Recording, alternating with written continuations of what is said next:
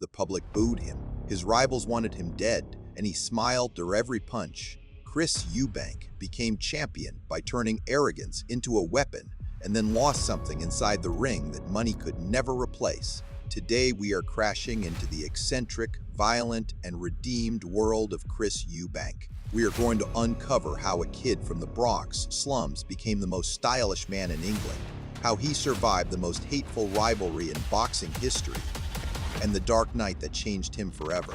This is the story of chivalry meeting brutality. But before we step into the ring, make sure you are in our corner. If you love deep dives into the legends of combat sports, go ahead and jab that like button and subscribe to the Band-Aid Battalion MMA. To understand the gentleman, you have to understand the gangster he left behind. Long before the jodhpurs and the cane, Christopher Eubanks was born in 1966 to Jamaican parents in England. But he wasn't born with a silver spoon. He was a problem child. By the time he was 15, he was expelled from school, drifting into petty theft and the dangerous allure of London street life. His father, desperate to save his son from a prison cell or an early grave, made a drastic decision. He shipped Chris off to the South Bronx, New York, to live with his mother. But the Bronx in the 1980s wasn't a sanctuary, it was a war zone. It was there, in the concrete jungle, that Eubank found his church, the boxing gym. He quickly learned a brutal lesson that he would carry for the rest of his life. A-grade students stay away from boxing because it's too easy to get the F beaten out of you. But Chris didn't run. He thrived in the chaos. He dropped the S from his surname, likely to hide a lisp that had plagued his childhood, and adopted a new identity. He wasn't just a fighter, he was an artist. He developed a style that was uniquely his standing, rigid, bursting with confidence, posing like a statue before exploding with lethal combinations. In 1988, Chris returned to the UK. He didn't come back as a street kid, he came back as a weapon. He tore through the middleweight roster with a feline grace that confused and terrified his opponents. He would jab, posture, and then unleash a right cross that opponents claimed felt like being hit with an iron bar. He was undefeated, he was dangerous, and perhaps most importantly for his bank account, he was annoying. He indulged in jab dueling, he taunted his opponents, and he refused to be anything less than simply the best. But the British public didn't know what to make of him. They wanted a blue-collar hero, and instead, they got a man who posed against the backdrop of his own greatness. This friction set the stage for one of the greatest rivalries the sport has ever seen. Enter Nigel Benn, the Dark Destroyer. Benn was everything Eubank was not. Ferocious, raw, and universally loved by the British public. He was the soldier to Eubank's snob. The promoters saw gold. It was the ultimate clash, the people's champion versus the arrogant villain. The build-up was legendary. While Ben raged, claiming he hated Eubank with every fiber of his being, Chris sat calmly in his suit and uttered one of the most famous lines in boxing history. "Let's have some parliamentary procedure here." He called Ben a shallow-minded puncher.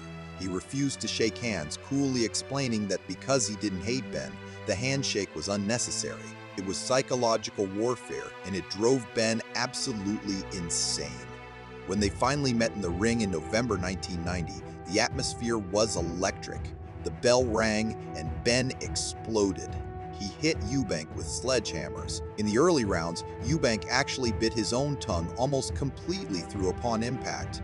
He was swallowing his own blood, keeping a poker face while his mouth filled with red, refusing to let Ben see he was hurt. But Eubank had a secret weapon, an inhumane ability to absorb punishment. He weathered the storm. By the 8th round, the Dark Destroyer was fading. Eubank, meticulous and surgical, began to pick him apart. In the 9th round, it was over. A devastating right hand signaled the end of Nigel Benn's reign. Eubank was the champion, and what was the first thing the new king did? He didn't gloat. He looked into the camera and proposed to his girlfriend Karen. "Can we get married now?" The beast had won the belt, but the gentleman still needed a wife. Eubank was now a superstar. He bought the suits, he perfected the accent, he played the villain, but in 1991, reality came crashing down. He faced Michael Watson, a technician known as the Force. Their rematch at Tottenham Hotspur Stadium packed the house and glued a quarter of Great Britain's population to their TV screens. For 10 rounds, Watson gave Eubank a boxing lesson. He battered the champion from pillar to post. In the 11th round, Eubank was knocked down for the first time in his career. He sat on the canvas, looking up at a fight he couldn't win. He later said, "I got up because it was the right thing to do." Desperate, exhausted, and running on pure survival instinct, Eubank rose. As Watson rushed in to finish the job, Eubank threw a blind, thunderous uppercut. The punch connected. Watson fell. The fight was stopped shortly after. But there was no celebration. Michael Watson collapsed in the ring. He fell into a coma, underwent 6 brain surgeries, and spent a year in intensive care. Doctors said he would never walk or speak again. That night killed the killer inside Chris Eubank. He famously said, "I lost my finishing instinct." He realized that boxing wasn't a game, it was life and death. He blamed himself. The man who once bragged about his power now hesitated to unleash it. After the Watson tragedy, Eubank changed. He was still the champion, holding the belt hostage for years, but the ferocious knockouts dried up. He became a master of the scorecard, often posing and posturing to steal rounds, seemingly afraid to hurt his opponents too badly. Outside the ring, the persona grew larger to compensate. He drove a massive 7-ton American truck through the tiny streets of London with anti-war slogans.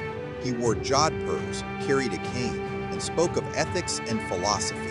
The media accused him of posturing, but Eubank insisted, "There is a performer and there is a man."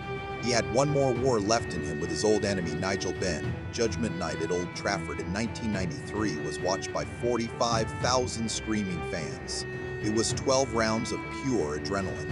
Eubank, the counterpuncher, against Benn, the brawler. They battered each other to a standstill.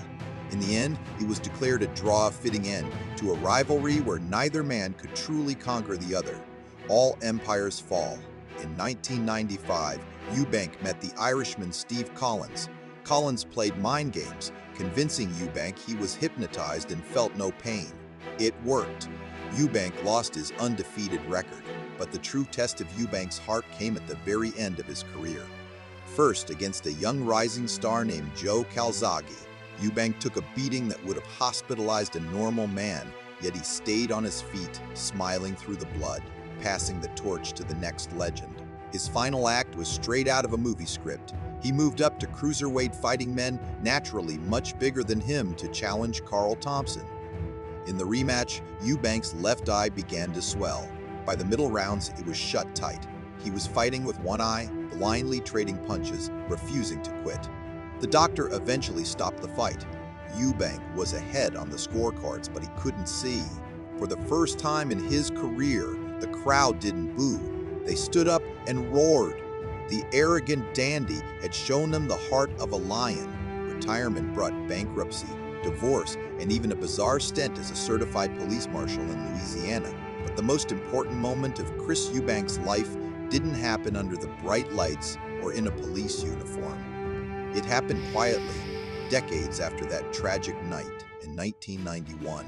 Against all predictions, Michael Watson relearned to walk and speak. When the two men met again years later, the tension of the past melted away. Eubank, the man who never showed weakness, broke down. He told Watson, "It's the only thing I regret in my career." And Watson, the man who lost everything in that ring, looked at his old rival and said, "It's okay, bro. Let's move on. Peace." Chris Eubank was a contradiction. He was a thug who became a lord, a puncher who learned to pity, and a showman who proved he was real. He taught us that style is nothing without substance, and that true strength isn't about how hard you can hit it. It's about having the courage to face the consequences. He wanted to be remembered as a gentleman, but history will remember him as a warrior who lived by his own code. Thanks for watching. If you want more stories about the fighters who shaped history, subscribe to the Band-Aid Battalion MMA. See you in the next one.